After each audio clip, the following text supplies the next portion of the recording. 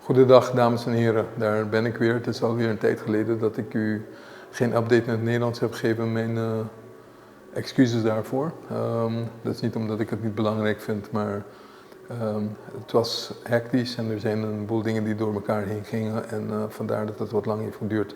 Nogmaals mijn verontschuldiging daarvoor. Ik wilde even kort wat dingen met u doornemen. Hoe gaat het op het eiland? Wat is de stand van zaken? Hoe zit het met de maatregelen en wat hebben we nog meer zitten doen de afgelopen tijd? Ten eerste, tegen de tijd dat u dit ziet van mij, is kerst al voorbij. Ik hoop dat u fijne dagen heeft gehad. Hoe ziet het eruit? We zullen ook een paar dia's laten zien. Aan de hand daarvan zal ik het een en ander uitleggen. De dia's zijn alweer van ruim een week geleden. Dit is nog niet geüpdate, maar de cijfers zijn... Ik kan u wel een aardig beeld geven, ook aan de hand hiervan. De eerste slide wat u nu ziet geeft aan hoe gaat het met het aantal casussen. De blauwe staafjes dat u op de slide ziet, dat zijn de aantal casussen per dag. Dat rode lijntje, dat is wat wij dan in het Engels heet dat de moving 7-day average. Dus dat is de steeds opschuivende gemiddelde over de voorgaande 7 dagen. Dus elke dag schuift het weer een dag op en neemt het rekening mee met de gemiddelde die tot dan toe is. Dus dat lijkt een beetje achter. Zelfs het gaat het beter, dan duurt het nog een tijdje voordat het omlaag gaat. Maar wat u kunt zien, even grofweg, zonder al deze technische geprietpraat, dat u ziet dat er over een piek heen is gegaan en dat de aantal casussen per dag lijken te dalen. En dat lijkt op een aanhoudend te zijn, dat het niet een toevalligheid is dat er een dag meer of minder waren, maar het lijkt op een sustainable daling van het aantal gevallen per dag. En dat is op zich natuurlijk goed. Het is te vroeg om te juichen. En waarom zeg ik dat? Omdat zeker in deze tijd, kerst, oud en nieuw, traditioneel tijd waarin we bij elkaar willen zijn, waarin feesten zijn, waarin diners worden gehouden, waarin mensen de behoefte hebben om dicht bij elkaar te komen en dat er grotere groepen bij elkaar. Dat zijn juist de momenten waarbij je, zonder dat je het weet, iemand toch wel besmet kan zijn en dat je het weer kunt verspreiden en dan krijg je weer een upsurge van het aantal gevallen. En daar moeten we rekening mee houden. Dat is ook de reden waarom wij vast blijven houden aan een aantal maatregelen, maar daar kom ik zo direct op terug.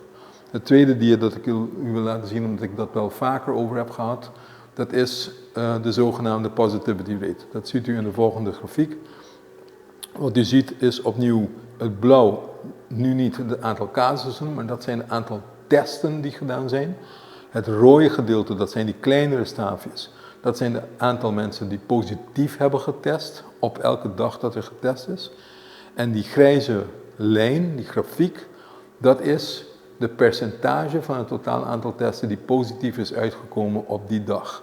En zoals u misschien weet, als u kijkt helemaal aan het begin, helemaal aan de linkerkant van de grafiek, en daarvoor nog waren we ver onder de 5%.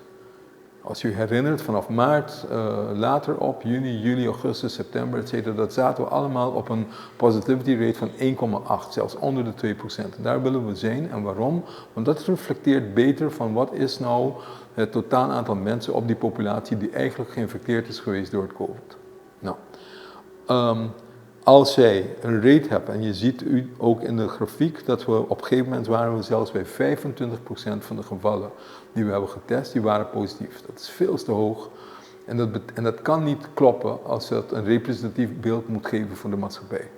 En dat betekent dat als we 25%, als dat waar is, dan moeten we blijven zoeken om meer te krijgen, omdat de bedoeling is, en dat heb ik ook wel eens vaker aan u verteld, wil jij de epidemie beheersen, dan moet je snel kunnen detecteren, isoleren, contact tracing kunnen doen. Dat blijven de pijlers. Dus, als je dit ziet dat 25% positief is, dan moet je op je qui-vive zijn. Dat is veel te hoog. Dat betekent dat er misschien meer gevallen daarbuiten zijn, dat we meer moeten testen. Als we meer moeten testen, meer gaan testen, in tegenstelling tot een aantal conspiracy-theorie mensen onder u misschien wel zegt, dat natuurlijk die Gerstenbloed, die praat maar wat, want natuurlijk als je meer test, krijg je meer mensen. Dat is alleen maar zo als je nog in de hoogst van de epidemie bent. Waar je naartoe wil gaan, is dat je meer test en dat het op een gegeven moment omlaag gaat. Het gaat wel over die percentage die positief testen. En het is dus helemaal niet zo dat omdat ik meer test, dat ik meer vind. Dat klopt als inderdaad je in de stijgende poot bent van de epidemie. Ik hoop dat het duidelijk is. Maar als je dit doet, dan ga je meer testen. En je gaat steeds minder vinden. En daar wil je heen. En dat wil je ook laten zien, want dat bepaalt ook het beleid die je moet voeren. En dat is wat u hier ziet. Het lijkt alsof we over de piek heen gaan. We gaan richting lager dan 15%. Schat in dat we nu zo rond de 10% zitten. Nog steeds te hoog, het moet verder omlaag. Het laatste wat ik u wilde laten zien is grafiek nummer 3. En dat is ook van belang om te begrijpen waar we zitten. Dit is die zogenaamde R-getal. Ik weet niet of u dat nog kunt herinneren. Het R-getal, dat zegt iets over hoe snel verspreidt zich. In welke mate verspreidt de virus zich rond mensen. Grofweg kun je zeggen, het R-getal is het reproductiegetal. Als die boven de 1 is, dan betekent dat elk iemand die COVID heeft, die is in staat om meer dan één andere persoon te besmetten. Dus als het 1,2 is, of 1,3 is, of 1,4 is, of 1,5 is, etc. Naarmate het hoger wordt, kan jij meerdere mensen besmetten dan alleen maar één. Als het 1 op 1 blijft, dan blijf je met een vlakke lijn, dan gaat hij nooit omlaag, maar dan gaat hij ook niet omhoog. Als het meer dan 1 is, dan blijft die lijn stijgen. Waar je naartoe wil gaan, en dat is het moment waarop je de kans hebt dat het gaat uitdoven, als dat getal omlaag gaat. Als het onder de 1 schuift, dan is elk iemand die met COVID besmet die kan niet nog iemand besmetten, die besmet minder dan nog iemand. En dan gaat het omlaag. Als we met z'n allen minder dan één ander iemand besmetten, op een gegeven moment dooft dat uit. Dus je wil naar een reproductiegetal komen die lager is dan 1 en hoe lager, hoe beter. En wat zie je nog op deze grafiek? Dat wij op een bepaald moment, we waren onder die 1, het is omhoog gestegen, we zijn tot bijna 1,4 denk ik dat het aangeeft geweest. En langzamerhand zie je dat het weer daalt, naarmate je maatregelen treft om te voorkomen dat meer mensen bij elkaar komen, dat de afstanden in de gaten gehouden kunnen worden, want daar gaat het eigenlijk om. Het gaat met name om afstand inbouwen, de mogelijkheid dat je andere mensen kunt infecteren, proberen zoveel mogelijk te minimaliseren. En als je met die maatregelen met elkaar lukt om je daaraan te houden, dan zie je dat het R-getal omlaag gaat. En dan zie je dat we elkaar dan minder gaan besmetten. En daar is ook waar we naartoe willen gaan. Dus we zitten nu bij een R van ongeveer 0,8 bijna. Dat is goed. Wat mij betreft kan hij nog verder omlaag. En dan heb je kans dat je weer in een rustiger vaarwater komt. Maar er zijn twee dingen. Dus je zou zeggen, als je dit ziet, nou meneer Gersman, dat is leuk dat je dat laat zien, maar waarom blijven die maatregelen nou van kracht? Nou, het heeft te maken natuurlijk met de periode van het jaar waar we in zitten, dat zei ik al. Feesten, samen zijn, sociaal, want dat zijn we. We zijn sociale wezens en het is verschrikkelijk dat dat niet mag, dat vinden we allemaal. Maar het probleem is dit, zeker in deze periode, vuurwerk, shows, feesten, etc., wat te doen gebruikelijk is, wat we altijd doen. Als je die maatregelen gaat verzachten en je maakt dat weer mogelijk, dan krijg je weer een upsurge. Dat heeft u ook gezien in Amerika, je ziet dat in Nederland, je ziet dat in Engeland en dan komt ook nog eens een keertje mutatie erbovenop. Maar je ziet weer die upsurge. En als er weer een upsurge komt en het gaat weer langer door, dan wordt dat veel moeilijker om dat weer opnieuw te gaan bedwingen. En die druk op je gezondheidssector, die gaat enorm toenemen.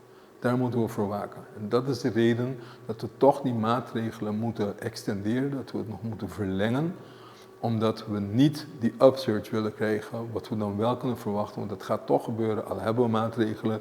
Je ziet bewegingen die ertoe leiden dat er toch wel weer mensen bij elkaar komen. Dus we moeten daar rekening mee houden, maar dat is de reden dat je niet anders kunt dan maatregelen treffen om juist die agglomeraties te vermijden. En de kansen waarbij je niet die distance kan houden, die afstanden kan houden, die moeten we zeker zien te minimaliseren. Dat is de reden waarom de maatregelen van kracht blijven in deze periode. Dat is deel 1. Wat doen we dan wel? We weten dat COVID voorlopig niet weggaat. We weten dat de hele wereld daarmee moet dealen. We zien ook in de hele wereld golfbewegingen. Eerste golf over, tweede golf in Nederland, derde golf misschien zelfs. Engeland, Verenigde Staten, heel Europa, noem maar op. Golven. We hebben allemaal restricties. We zijn van die restricties afgestapt, we hebben het zo makkelijk mogelijk te maken. Al die restricties die we hebben, ook die we in place hebben, proberen we weg te blijven van die lockdown, want we weten wat voor desastreuze gevolgen dat zal hebben. Maar proberen gewoon wel de import en het reizen van mensen wel te vergemakkelijken. Waarom kan dat? We hebben het al eerder uitgelegd, maar nog eens. Als we een PCR-test afnemen vooraf, dan blijkt dat we de reductie die we willen bereiken van import van nieuwe gevallen redelijk beperken. Misschien zelfs tot 80%. Anderen denken iets minder, anderen denken misschien iets meer. Maar zeg maar tussen de 70 en de 80%. Wat er dan verder gebeurt, de verspreiding lokaal, dat is aan ons. Dat is aan ons om ons te houden aan de maatregelen die we moeten nemen. Het is aan ons om te kijken of we die agglomeraties kunnen voorkomen, dat we de mogelijkheden kunnen verminderen dat we elkaar aansteken. Dat bepalen wij. Maar het betekent niet dat je het niet mogelijk moet laten om ook familieleden en andere toeristen binnen te laten, om proberen die economie op peil te houden, proberen iets te geven, omdat als we dat niet doen en het gaat nog meer achteruit, we weten de link tussen lage sociaal-economische klasse en gezondheid. Het is niet alleen een economisch verhaal, maar op den duur, als je dit weer elke keer doet, dan krijg je meer armoede op het eiland, minder mensen die voor elkaar kunnen zorgen, met een lasting effect op die gezondheidszorg. En dat is ook iets waar wij in de gaten voor moeten houden. Dus het is mes snijdt aan beide kanten. En daar moeten we een manier in vinden om toch dingen toe te laten. Daarbij rekening houdende dat de maatregelen die we nemen ook gelden voor de mensen die binnenkomen. Nogmaals, de groepen die we het meest moeten beschermen zijn onze ouderen, zijn onze mensen die meer kwetsbaar zijn. Dat zijn mensen die immuunstoornissen hebben, die chronische aandoeningen hebben. Dat zijn de mensen die wij moeten beschermen, wat wij ook doen. Hopelijk komt er een vaccin op korte termijn. De vaccin zal helpen. Je zult niet genoeg vaccin hebben om iedereen te vaccineren. Je zult het moeten richten op je meer kwetsbare groepen en je essentiële beroepen, om dat een beetje in toom te houden. Maar bedenk, als dat gebeurt en als wij juist die kwetsbare groepen beter kunnen beschermen, dan kunnen we misschien wat meer doen in termen van op een meer langdurige wijze afstappen van al te veel stringente maatregelen. Ik hoop u het een en ander te hebben uitgelegd. Ik hoop u hebt hebben uitgelegd waarom het toch mogelijk is om wat meer open te gaan voor landen. Laat me daar iets over zeggen. We hebben, om juist die reisrestricties te verminderen en mogelijk te maken dat mensen binnenkomen, zijn we overgestapt naar 2 klassificatiesystemen in plaats van 3, laag en eigenlijk hoog. Laag, dat zijn met name de eilanden om ons heen, die of een betere of gelijksoortige incidentie hebben, dus aantal casussen per dag, dan wij die hebben. Maar we kijken niet naar de casussen per dag alleen. We kijken naar de curve, gaat die omhoog, gaat die omlaag. We kijken naar de betrouwbaarheid van de data. We kijken naar die positivity rate dat ik u heb uitgelegd. Maar we kijken ook naar hoe groot het land of eiland is. Als er veel mensen zijn, dan zijn er een absolute aantal toch ook veel mensen die besmet zijn. Dan is je risico iets hoger dat je het misschien niet helemaal goed in de gaten hebt. Dus laten we ons allemaal van afleiden. Dus de kleinere eilanden meer binnen bij ons in de buurt, waarbij we betrouwbare data hebben. En als ze betere of zelfs soortgelijke incidenties hebben dan ons, dan is het niet nodig om een PCR vooraf te doen. Dus dat geldt ook voor Sint Maarten nu, dat geldt voor Aruba, Bonaire, etc. Alle andere landen die niet op die laag risico lijst komen te staan, die gelden vanaf 1 januari, dit geldt al vanaf 1 januari, die gelden vanaf 1 januari als hoog risicogebied. Alleen, wat bedoelen we met hoog risico? Niet meer quarantaine, je hoeft geen toestemming meer te vragen, je moet wel een PCR vooraf hebben en je moet wel de passenger location card invullen. Geen quarantaine meer, wel PCR vooraf. Dat zijn de veranderingen die komen en we denken dat als we ons houden aan de regels blijven intact. We houden ons aan de regels, we laten dit toe, PCR vooraf, daarmee kunnen we het redelijk afdekken. Ik hoop u voldoende te hebben ingelicht en dat het begrijpelijk is. Ik wens u allen van harte een goed, gelukkig en gezond jaar. Tot ziens.